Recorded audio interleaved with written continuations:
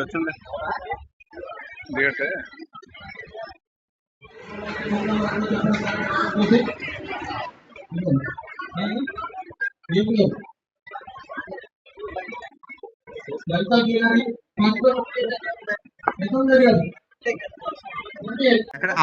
తీసుకోండి తీసుకోవడం మీరు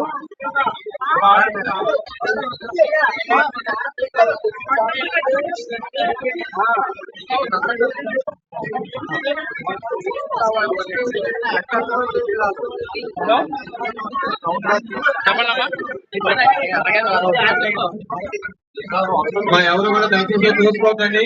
ప్రతి ఒక్కరు కూడా చాలా చక్కగా నెమ్మదిగా వెళ్ళండి. చూసుకోవద్దు.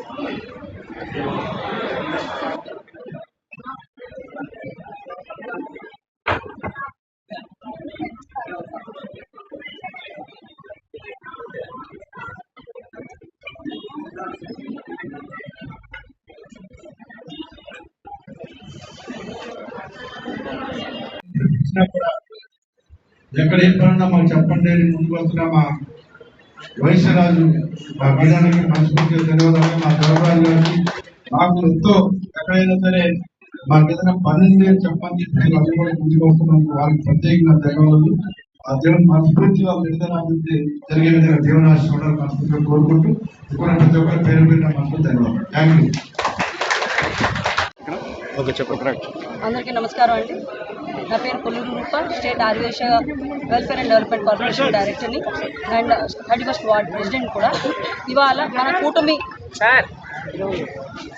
మనం విద్య, వైద్యం, మరి ఉపాధి అనే ఒక కాన్సెప్ట్ మీద మా కూటమి నడుస్తుంది కాబట్టి ఇవాళ ఉపాధి కోసం ఎంతో వేల మంది నిరుద్యోగంగా ఉన్నారు. ఆ నిరుద్యోగులందరికీ మా దక్షిణ నియోజకవర్గం తరఫున మరియు సిటీ మన వైజాగ్ తరఫున నుంచి మేము కొంచెం మా తరఫు నుంచి మేము ప్రతి కంపెనీ రావాలని మేము కోరుకున్నాం. అలాగా 20 కంపెనీస్ వచ్చాయండి. ఇంకా చాలామంది వస్తున్నారు, కంపెనీస్ యాడ్ అవుతున్నారు.